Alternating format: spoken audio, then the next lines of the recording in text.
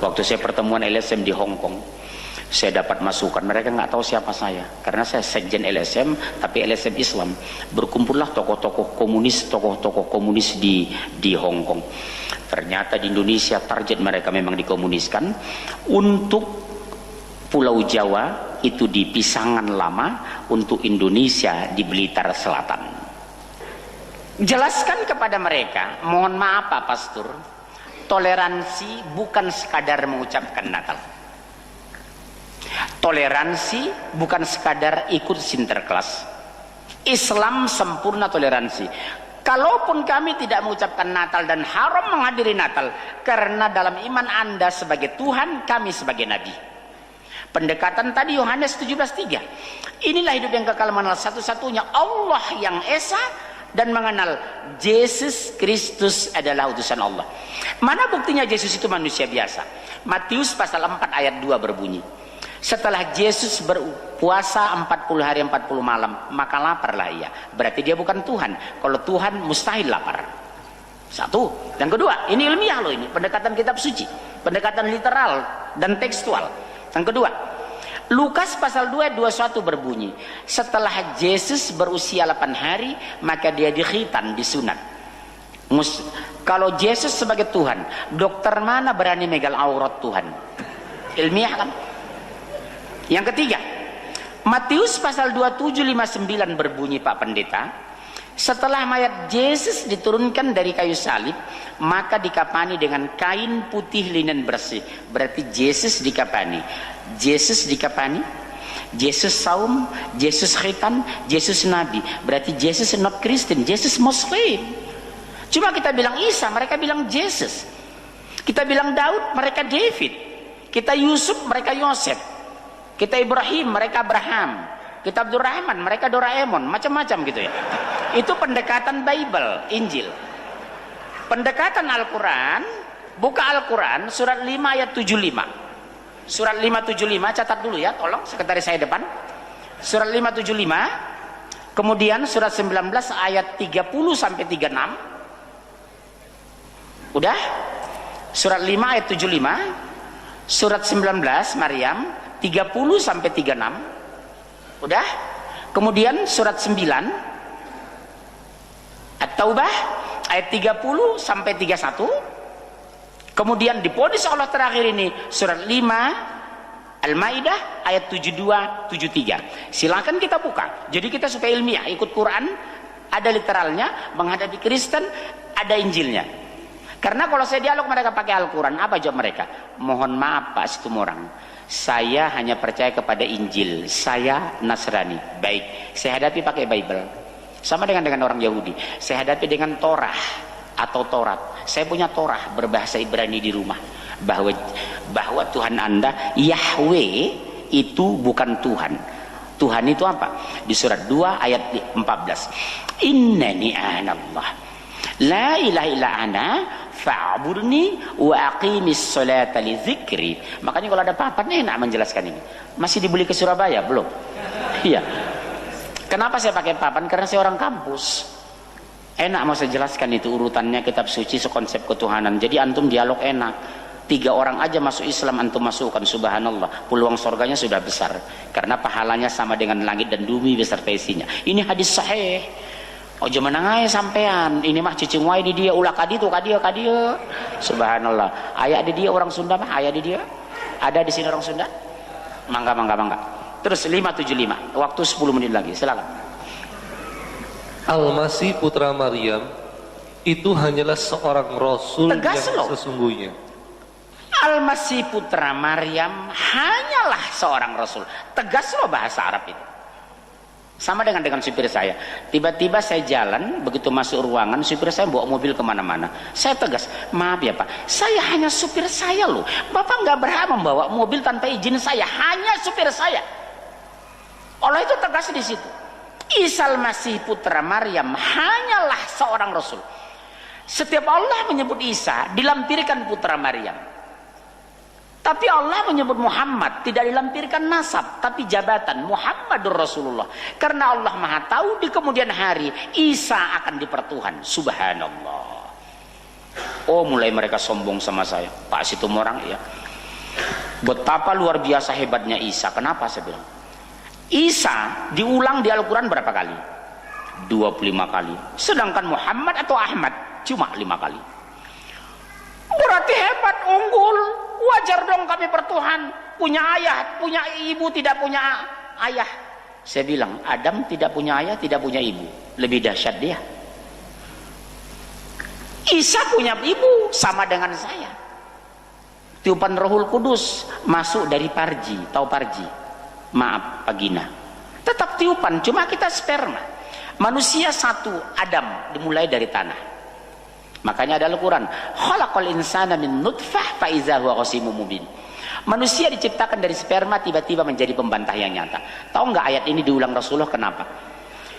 Ba'da sholat tahajud, Rasulullah jalan-jalan ke rumah sahabat, diantaranya mantunya Ali bin Abi Thalib. Apa dia bilang? Wahai Ali, apa enggak tahajud? Enggak ya Rasulullah. Kenapa? Sudah takdir Allah. Itu jawab Ali waktu itu. Apa jawab Rasulullah? Khalaqal insana min nutfah fa iza huwa qasimun mubin. Manusia diciptakan dari sperma, tiba-tiba menjadi pembantah yang jantan. Manusia pertama dari Adam. Yang kedua dari yang mana? Dari Hawa, dari tulang rusuk. Semakin tinggi tulang rusuk, kata Rasulullah, semakin bengkok. Dari tulang yang paling bengkok itulah Hawa diciptakan. Hawa diciptakan ketika Adam tidur dan terbaring.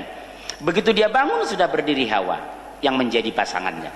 Jadi bukan semua dari tulang rusuk. Berdasarkan hadis sahih di kitab tafsir, bahwa Hawa itu diciptakan dari tulang rusuk yang paling bengkok.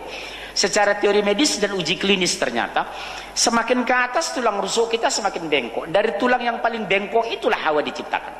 Makanya hati-hati kamu terhadap wanita, kata Rasulullah. Apa itu? Kalau kamu biarkan dia tetap bengkok, kalau kamu kerasi dia patah. Makanya sungguh ketika Isra Miraj, kata Rasulullah, yang paling banyak kutemukan neraka adalah wanita. Kenapa ya Rasulullah? Kata sahabat, ada 3 penyebabnya, indikatornya, variabelnya. Kenapa wanita mayoritas di neraka? 1, dengan mulut dia bergunjing. Coba kalau pesta pernikahan, kurang asin saja udah makan nasi tambah 4, masih diomongin di belakang. Lah keperiben wong kok ngomong ora ono rasane asine kepiye. Padahal 3 kali tambah sudah dikenduri. Kalau kita laki-laki cenderung kalau ngomong ngumpul, kalau nggak masa lalu hobi, betul? Bapak dari mana sampean aslinya? Dari Surabaya. Bapak dari di mana? Di Bojonegoro. Terus meninggalnya di mana? Wallahu a'lam, kan itu kira-kira. Jadi kita tanya. Kita tidak bicara orang lain kalau laki-laki ngumpul. Kalau wanita tidak, ngomongin orang kerjanya. Saya yakin di sini tidak beda, ya. Yang kedua, kata Rasulullah, penyebab wanita masuk neraka dengan kemaluan dia berzina, nauzubillah. Yang ketiga apa, Pak? Tidak berterima kasih atas nafkah yang diberikan suami kepadanya. Ada ibu-ibu nggak di belakang ini? Bunda, nun sewu ya, panjenengan aja tersinggung. Berapapun gaji suami panjenengan, syukurilah. Walaupun cuma 30 juta sebulan, syukuri, ya. Persoalan rezeki bunda bukan berapa banyak kita meminta nikmat, tapi berapa banyak kita mensyukuri nikmat. Kalau bicara jujur, Pak, 22 tahun saya masuk Jakarta, 7 tahun pertama saya termasuk orang paling miskin mungkin di Indonesia. Buka puasa saya harus ke Istiqlal, itulah sekaligus sahur saya. Praktis 24 jam saya makan cuma sekali. Subhanallah.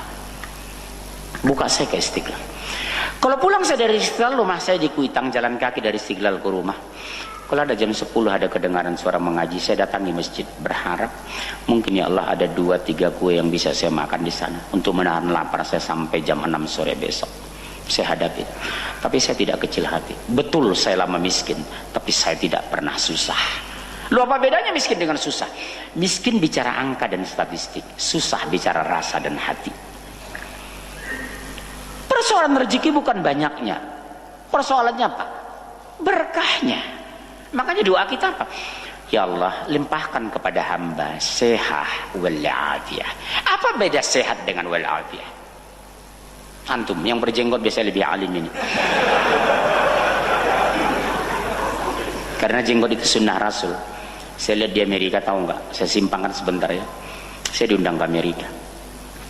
Di Amerika itu saya terharu, Pak. Ternyata di White House sudah boleh berlangsung sholat Jumat, dan mereka membaca hadis.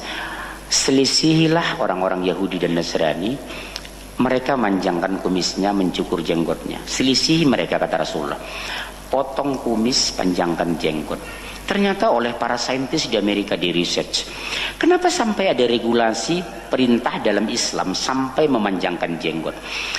Para saintis meriset di sana, orang-orang Yahudi dan Nasrani. Ternyata setelah diriset, laki-laki yang memanjangkan jenggotnya lebih kecil kena risiko kanker prostat, kanker prostat. Subhanallah. Sama dengan motong kuku, disunahkan kita motong kuku telunjuk sebelah kanan. Itu sunnah loh, pendekatan hadis. Tapi mereka uji klinis. Orang Yahudi itu cerdas-cerdas, Nasrani sana cerdas-cerdas. Kenapa sampai ada juklak memotong kuku dalam Islam? Tidak ada agama sesempurna Islam ini.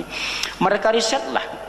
Ternyata orang yang memotong kukunya dimulai telunjuk sebelah kanan, jika terjadi bleeding atau pendarahan, lebih mudah diantisipasi dibandingkan memotong kuku dari jari lain. Sang dokter syaraf masuk Islam pernah datang ke Jakarta, ke Dewan Dakwah Pusat Jakarta, membaca satu hadis, Allah takdirkan mereka masuk Islam. Subhanallah. Hari demi hari kebenaran Islam terbukti. Antum tahu sekarang di Amerika tahun 2025 menurut prediksi Islam sudah 2,5%. Di Prancis sekarang pertumbuhan Islam tertinggi di Eropa, 7% di Prancis sekarang. Jadi antum bangga jadi Islam di Prancis. Makanya kalau aneh ke luar negeri, topi saya nggak mau pakai ini, pakai topi yang seperti antum. Tolong berdiri sebentar, berdiri sebentar. Antum aja berdiri. Antum seperti ini, kalau saya ke luar negeri sengaja saya pakai ini karena sudah ada brand image dari Pak Karno, Pak Hatta, Pak Karno dan Pak Harto ke luar negeri seperti itu. Antum pernah ke luar negeri? Kita doakan aja ya turun ya, atau kasih aja pecinya sama saya nanti ya. Jadi kalau saya pakai itu di luar negeri, apa kata mereka? Dikejar kita itu, from Indonesia mister, yes, are you Muslim? Yes, dipeluk kita itu, I'm Muslim dokter, I'm Muslim from England, from Amsterdam, from Netherlands. Ada rasa haru dan bangga. Saudaraku seiman di Inggris, Perancis, Jerman. Harusnya saya ini 2 bulan di Swiss. Saya diundang 5 negara. Inggris, Perancis, Jerman, Belanda, Swiss. Tapi karena suhu terlalu dingin saya tunda. Mereka senang sekali dengar ustadz dari Indonesia karena dianggap tegas dan lebih berwawasan. Saya merasakan itu. Padahal saya merasa sangat bodoh. Tapi di luar negeri lebih ramai daripada di Indonesia. Ini sedikit Pak. Kalau di luar negeri 3-4 ribu penuh. Saya pernah tinggal di luar. Kalau saya ngisi kajian itu, hall itu penuh, maaf, dikelilingi gereja 3.000-4.000 orang, tidak ada suara sama sekali. Subhanallah. Jadi saya jujur Pak, jauh lebih enak berdakwah luar negeri itu. Kalau di sini banyak ngeyel, betul ya, sudah ngeyel nggak kasih makan lagi, betul ya. Subhanallah, bukan ya, masya Allah ya. Nah silakan surah 5 ayat 75. Ini panitia pulang satu-satu nampaknya. Surah 5 75 kita teruskan Pak. Sesungguhnya telah berlalu sebelumnya beberapa rasul. Pertanyaan saya, berapa rasul pernah diutus ke muka bumi ini? Ayo, ini rukun iman loh ini. Ayo, jujur. Rasul yang pernah diutus berdasarkan hadis sahih dari Imam Ahmad 114, yang dimasukkan ke Al-Quran 25, Nabi 124.000 Nabi. Makanya banyak kaum jil, ada oknum jil, tahu jil ya? Jaringan iblis lokal. Bukan, Islam tidak ada liberal. Yang ada jaringan iblis lokal yang mengatakan semua agama sama. Sampai mereka mengeluarkan pernyataan. Apa pernyataan mereka? Tidak mungkin Allah memasukkan Bunda Tresia ke neraka. Tahu Bunda Tresia? Dianggap the holy woman. Apa itu? Wanita suci yang ada di New Delhi, di Kalkuta, India. Tidak mungkin Romo Mangun dimasukkan Allah ke neraka. Allah tidak adil katanya. Begitu baik pertanyaan saya. Standar Islam bukan kebaikan, tapi kebenaran. Kalau kebaikanlah membuat orang masuk surga, justru orang yang pertama masuk surga setelah Rasul dan para Nabi harusnya Thomas Alva Edison menemukan lampu. Betul? Berapa ratus ribu masjid di muka bumi ini yang diterangi di atas jasa Thomas Alva Edison. Harusnya Mas Edi ini yang masuk surga. Betul ya? Tapi kalau dia tidak masuk Islam sebelum meninggal, tetap neraka, finnar khalidina fiha abada. Standar Islam itu apa? Benar, makanya sidqa wa adla. Sehebat-hebat Ahok, kalau dia tidak masuk Islam, tetap neraka. Sepakat?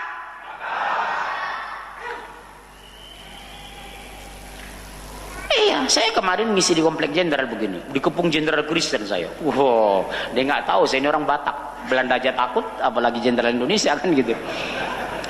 Dikepung sama Kristen, jenderal Ambon dengan Batak. Nggak tahu dia, di sebelah saya itu 4 jenderal, 4 kolonel, 1 letkol. Ditelepon, intimidasi itu pengurus masjid. Saya bilang sini telepon, jenderal jawab ini, dibentak diam. Udah ya, jadi hati-hati. Besok akan kita bahas itu temanya kan. Besok ya, insya Allah ya, besok pagi. Di mana besok? Masjid Al-Madani, Pak. Iya, besok kita ba'da subuh kita bahas, tapi nggak lama karena saya harus terbang kembali ke Jakarta jam 7.25. Kita sambung aja tahun 2020 di sini insya Allah. Tapi saatnya saya minta ada papan tulis, ada whiteboard, ada nasi kotak semua ya. Iya, udah kita teruskan. Surat 575, terus mulai dari awal supaya enak memahaminya.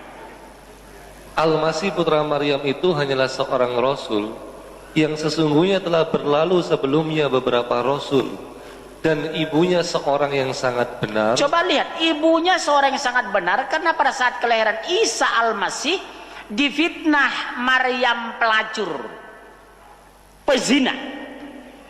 Tanyakan sama dia. Maryam udah tanya aja sama dia. Mana mungkin kami berkata-kata bayi dalam ayunan? Apa jawab Isa? Ana Abdullah atani al-kitab wa ja'alani nabiyya. Orok pak masih merah. Itulah hebatnya ya. Kalau antum terjepit, jangan ngeyel, jangan membantah, jangan berdebat, serahkan sama Allah. Tanya aja sama dia lah. Mana mungkin kami bicara dengan namu dalam buayan? Langsung Allah takdirkan Isa Al-Masih ketika merah baru berapa hari lahir. Ana Abdullah atani al-kitab wa ja'alani nabiyya. Aku hamba Allah, memberikan aku kitab dan menjadikan aku seorang nabi. Terdiam semua. Keyakinan membuat Allah berikan jalan keluar. Kemarin Pak, ini beliau tahu anak saya hampir sakaratul maut, anak paling kecil yang saya harapkan ulama, namanya Umar Hanifah. Bayangkan anak saya umur kelas 2 SD Pak. Saya pergoki kalau saya diam-diam masuk ke kamar saya, sudah dulu tempat tidur, membaca tafsir Ibnu Katsir, Al-Qurtubi. Kelas 2 SD membaca hadis sahih Bukhari Muslim. Dalam hati saya, Masya Allah, takdirkan ya Allah anak hamba jadi ulama. Tiba-tiba kemarin Allah uji, sakit Pak, 5-9 hari rumah sakit. Darah trombosit tinggal 20, darah sudah kental, itu tidak jalan, tidak bisa diambil lagi, nafas sudah sesak, dokter sudah lepas tangan. Tapi saya sangat yakin Allah belum gila anak saya. Udah begini Pak, mata sudah kosong, sudah muntah darah. Seminggu yang lalu Pak, saya pegang tangan saya di dadanya. Kata-kata Rasulullah disunnahkan memegang orang kalau sakit. Safaqallahu Umar, Safaqallahu Umar, Safaqallahu Umar. Kamu sembuh nak, belum waktunya. Saya umbar kebaikan saya kepada Allah. Dulu aku ya Allah pernah diusir orang ke masjid menyampaikan kalimat. Dulu aku difitnah ya Allah, ustadz yang harus dijauhi dan dimusuhi demi agamamu. Dulu aku pernah menolong agamamu ya Allah, aku dilecehkan dan diperolok. Sekarang tolong hamba ya Allah, angkat penyakit anak hamba. Safaqallah Umar, Safaqallah, Safaqallah. Lepas Pak, bernapas enak, hilang sesaknya. Saya lihat memandang saya, ini ayah nak, ini ayah. Hilang sesaknya nak, iya ayah. Langsung trombosit 45.000, 75.000, 125.000. Besoknya pulang. Artinya apa sahabatku? Ketika kita diuji Allah, jangan pernah panik dan putus asa, pasrah dan berdoa. Seberat apapun, lihat kan, besok itu kan saya ngajar di tempat itu, tidak boleh, mereka akan mengepung kita. Doa saya hanya satu, kuatkan hamba ya Allah memperjuangkan Islam di Indonesia ini. Takdirkan hamba istiqomah, bicara kebenaran meskipun semua orang memusuhi hamba di negeri ini. Ya Allah, itulah doa yang sering saya baca. Kuatkan hamba ya Allah, karena hamba perjuangkan agama yang hak. Jadi antum begitu di rumah, kalau antum dilecehkan, diperoleh orang, dilecehkan segala macam, jangan debat mereka, bersandar kepada Allah. Kuatkan hamba ya Allah memikul beban ini. Lihat Aisyah, Fatimah, dia sampai mengarit rumput di panas yang mungkin sampai 54 derajat. Sahabat memergokinya, lari tergopoh-gopoh menemui Rasulullah. Maaf, masih ada waktu ini ya? Masih ada? Ya Rasulullah, anakmu Fatimah mengarit rumput. Apakah Rasulullah emosi, tersinggung, marah dengan mantunya Ali? Tidak. Apa jawab Rasulullah? Apakah dia ikhlas dan suaminya ridho? Fadl, nggak apa-apa. Datanglah anaknya Fatimah. Pada Fatimah anak kesayangan Rasulullah, anak satu-satunya masih hidup. 6 orang sudah meninggal, betul? Ayah, doakan ya ayah agar Allah meringankan beban hidupku. Apa nasihat Rasulullah? Anakku Fatimah, jangan engkau nak meminta diringankan beban, tapi minta dikuatkan badan. Subhanallah. Kalau kita sahabatku ya akhi, diturunkan ujian, jangan minta jauhkan aku dari ujian. Kalau kita minta jauhkan, kapan kita lulus ujian aja kagak. Doa yang kita minta, luluskan hamba ya Allah menghadapi ujian ini. Kalau kita minta jauhkan hamba dari ujian, mau kapan diuji, kapan kita lulus ujian aja jauh. Am hasibtum an tadkhulul jannah, apakah kamu akan merasa masuk surga? Belum nyata di sisi Allah siapa yang berjihad, siapa yang bersabar. Jadi apa tugas kita hari ini? Fasbir, fasbir, fasbir, wattaqullah. Lihat kami ditahzir di Jakarta. Aneh ngisi di BI, ada jamaah datang. Kalau ulama, kalau Ustadz Dr. Firanda mentahzir, saya ikhlas. Ini yang mentahzir baru kemarin sore ngikut ngaji sunnah, jenggotnya pun baru berapa lembar, celananya memang sudah gantung, hitam sudah mulai muncul. Apa karena taat atau kebentur, wallahu alam. Mendatangi pengurus masjid di komplek BI, kenapa antum masih undang munzir? Dia kan bukan sunnah, dia kan bukan orang, dia kan orang partai. Subhanallah. Jadi kami ini ditahzir. Hebat kan? Baru kemarin ngaji, sementara saya belajar tafsir Quran, tafsir hadis itu tahun 87 dari ulama Madinah waktu itu, 30 tahun yang lalu. Dia baru kemarin jenggot dipelihara sudah mentahzir. Subhanallah. Hati-hati sahabatku, itu tugas ulama. Tahzir itu biasa. Ada tahzir, ada tahqiq, ada takhrij. Dalam Islam itu biasa. Kalau tahqiq itu tahu, mempelajari, meneliti sungguh-sungguh terhadap kitab tertentu, benar atau tidak. Misalnya antum nulis kitab, Pak Situmorang tolong pelajari buku kitab ini, ada yang salah enggak? Namanya itu mentahqiq. Kalau oknum mentahzir, saya ustadz, antum ustadz, ada ucapan untuk yang menyimpang, meluruskannya supaya benar, betul, mentahzir. Hati-hati antumnya itu salah bicara antum, itu boleh mentahzir, tapi orang yang lebih pintar dari yang ditahzir. Jangan jenggotnya 3 lembar sudah mentahzir. Di Surabaya nggak ada seperti itu ya, mudah-mudahan nggak ada lah. Terus dilawan Ustaz. Oh, ada dilawan. Oh gitu ya. Iya. Baik, ayat berikutnya, masya Allah, tengah 8 sudah. Ayat berikutnya terus buka Al-Quran surat berapa? Hah? Surat 19, 30 sampai 36. Ini masih bicara toleransi. Kenapa kita tidak mau mengucapkan itu? Ada alasan hukum secara literal Al-Quran. Terus ayat 30 sampai 36. Berkata Isa, sesungguhnya ini hamba Allah. Dia memberiku Alkitab dan dia menjadikan aku seorang nabi.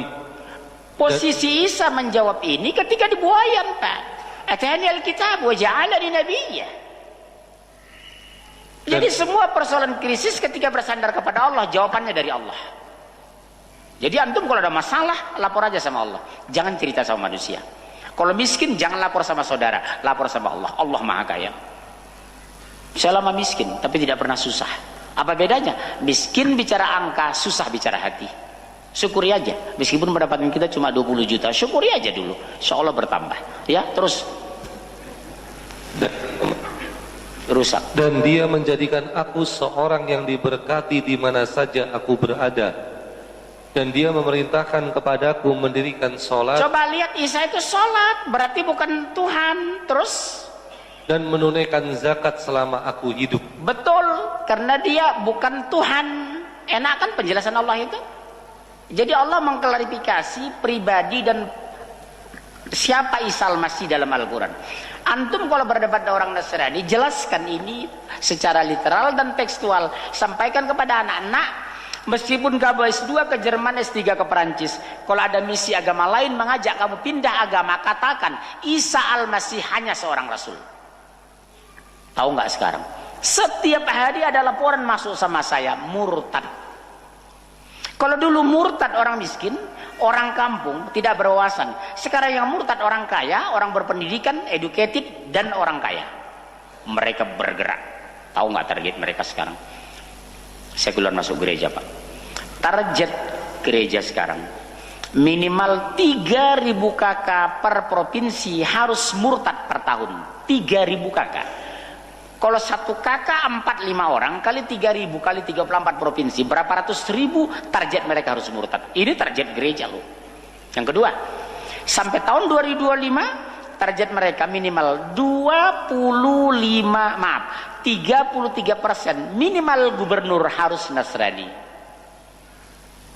Mau bilang apa, Pak?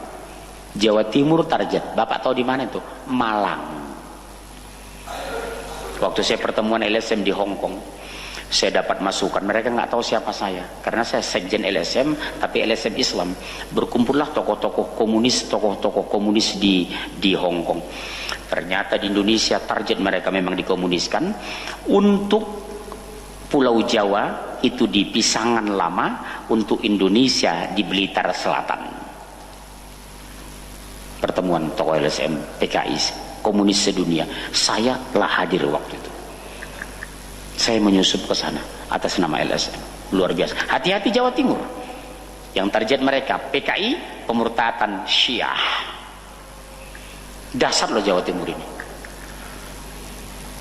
Subhanallah, ya. Udah, yang kedua. Ketika penjelasan itu tidak sudah diteruskan lah ya, karena waktu sangat singkat. Karena kejahatan mereka mempertuhan Isa al-Masih. Konsep demokrasi kita tegakkan, tapi toleransi harus jelas dan transparan. Apa itu? Menghormati semua agama, tapi tidak memuliakan agama mereka seperti kita memuliakan agama kita. Standar Islam jelas. Inna dina indallahil Islam. Sesungguhnya agama di ridha Allah hanya Islam. Di luar ini kafir. Kami hargai kamu, tapi tolong kami hargai. Kami toleransi, tapi tolong kalian toleransi sama kami. Makanya akhir ayat itu diponis di surat 5, 72, 73. Laqad kafarul ladzina qalu innallaha wal masih ibnu Maryam. Kafirlah orang mengatakan Isa al-Masih putra Maryam adalah Allah. Langsung diponis kan? Langsung 5, 72, 73. Jadi kesimpulan kita hari ini adalah bagaimana mendoktrin akidah yang benar kepada kita, menjelaskan penyimpangan mereka kepada mereka agar ada yang hak itu hak, yang batil itu batil, toleransi, tidak kebablasan, akidah kita terpelihara. Itu kepastian hari ini. Tolong dipastikan Pak ya. Menghargai agama lain betul, lakum dinukum waliyadin. Tapi menghargai agama lain tanpa melecehkan agama kita, mengatakan semua agama sama. Yang dibangun orang jil yang merusak akidah itu apa? Semua agama sama. Kalau semua agama sama dan masuk surga, untuk apa Allah menciptakan neraka? Neraka itu tempat siapa? Kafir dan munafik. Jadi kita harus bangga. Jangan minder Islam, jangan minder pakai baju koko, jangan lebih bangga pakai dasi daripada pakai baju ini. Minder peradaban, jangan, kita bangga. I am Muslim. Jadi kalau saya ada pulang ke rumah dari Jakarta naik taksi saya lihat Batak, perlindungan si Homding. Abang orang Batak? Iya. HKBP Kristen? Iya betul. Saya Batak bang, marga apa? Situ Morang. Dilihatnya saya dari kaca itu. Badak sumanamu bereng halak Batak ba, katanya. Ngerti nggak artinya? Ngerti artinya? nggak pantas kulihat kamu orang Batak. Wajah saya udah kayak orang Blitar, betul kan? Udah kayak orang Garut. Walaupun saya Batak, wajah nggak petak-petak. Daksukan kamu bereng halak Batak katanya. Bang, saya Batak tapi Muslim. Oh iya, iya. Abang pernah baca Quran? Enggak lah, kita Kristen, kenapa baca Quran pula katanya. Baca aja lah bang. Kalau mau minjamin, ku pinjamin. Luar biasa loh Al-Quran ini. Ya opung kita sudah Kristen di Tapanuli, nanti masuk Islam payah pula. Jadi kalau opung abang masuk Kristen, masuk neraka, ikutlah masuk neraka, aku bilang. Kami nenek moyang kita sama bang, sama-sama Kristen, tapi saya Muslim loh bang. Saya semua orang. Minimal saya sudah lopas saya. Qul ya ahlul kitab, lima talbisuna al-haqqa bil batil. Hai ahlul kitab, kenapa kamu campurkan hak dan batil? Saya sudah lepas besok padang mahsyar. Antum sudah ada dakwah enggak sama mereka? Udah ngomong enggak sama jamaat gereja? Berani enggak bertemu dengan pendeta? Saya datang rumah ibadah mereka, gereja katedral di Palembang. Pak Pastor nuwun sewu, panjenengan saking pundi? Oh kula saking Yogyo. Panjenengan Katolik nggih? Nggih Pak. Nuwun sewu ya Pak Pastor, kula iki wong Batak tapi Muslim. Saking pundi Pak? Kula saking Jakarta. Oh nggih nggih. Boleh dialog? Oh monggo mboten napa-napa. Ngerti enggak sampean ini? Ngerti enggak? Ngerti benar enggak? Ya kula wong Batak iso ngomong Jawi kok. Kok panjenengan wong Jawi mboten ngertos. Tapi Surabaya bahasa Jawanya kasar sih ya. Kawan saya maaf kalau manggil saya asu kue katanya. Astagfirullah. Iya. Bayangkan saya dipanggil asu Pak. Tapi udah karena akrabnya itu kalau di Surabaya. Benar itu ya? Iya. Saya urap kue ya asu kue kok kata. Allahu Akbar saya bilang. Seganteng dibilang anjing. Masya Allah. Dasar. Ya. Cobalah antum berdakwah kepada mereka 36 kali di dalam Al-Quran. Qul ya ahlal kitab, lima talbisuna al-haqqa bil batil. Katakan kepada mereka, satu saja antum Islamkan manusia di Indonesia, berarti mereka habis Kristen di Indonesia. Selesai. Lihat kasus Tapanuli. Seorang pendeta Panggabean masuk Islam, jamaahnya semua masuk Islam ratusan orang. Subhanallah. Makanya saya punya desa binaan. Desa binaan mualaf. Kenapa saya tidak katakan binaan mualaf? Karena satu desa masuk Islam, satu desa mualaf. 100 orang masuk Islam, 200 orang masuk Islam. Itulah yang kita bina sekarang itu. Kelemahan kita apa di Indonesia? Selalu bangga mengislamkan orang, tapi tidak ada pembinaan. Betul Ustaz ya? Orang Nasrani enggak. Satu saja masuk Kristen, lihat Loman Sardi, Asmiranda, Nania, pemenang Indonesian Idol. Orang Surabaya ini sekarang sudah murtad. Lihat Loman Sardi, anak Idris Sardi, sekarang dikader jadi pendeta. Lihat Junedi Salat, wong Kito Galuh dari Palembang, sekarang sudah jadi pendeta. Mereka satu saja orang masuk agama mereka, dikader dibina menjadi Kristen yang kuat dan radikal. Umat Islam tidak kita. Sudah masuk Islam, Pak dosa Bapak diampuni, sudah itu berpelukan kayak teletabis, sudah nggak ada yang membina. Ini saya kecewa dengan masjid-masjid di Indonesia. Di sini ada nggak pembinaan itu? Bisa sama Ustaz. Harus kekeras. Iya. Minta alamatnya, bina akidahnya, bantu ekonominya, bangun ekonomi keumatan. Itu harus kita lakukan. Di Medan sekarang Bapak tahu. Sekarang semua kegiatan wali kota dan gubernur Sumatera Utara, semua ada seminar segala macam. Gedungnya, makanannya, kuenya, semuanya itu dari umat Islam. UKM diminta. Subhanallah. Di sana itu kompak Pak. 64% Muslim kami Sumatera Utara. Gubernur dan wali kota tidak pernah terpilih orang Nasrani. Solo 90% Muslim. Periode kedua masuk Katolik, Franciscus Capereus. Jadi kata kunci hari ini, kalau ingin kita masih ada azan di Surabaya, masih masjid dimakmurkan generasi muda, mari sahabatku kembali ke Al-Quran. Demi Allah, hidup kita sebentar. Demi Allah, 1 detik pun tidak ada lepas dari pertanggungjawaban kepada Allah. Mari kita bela Islam. Prinsip berhenti kita mati, mundur kita hancur.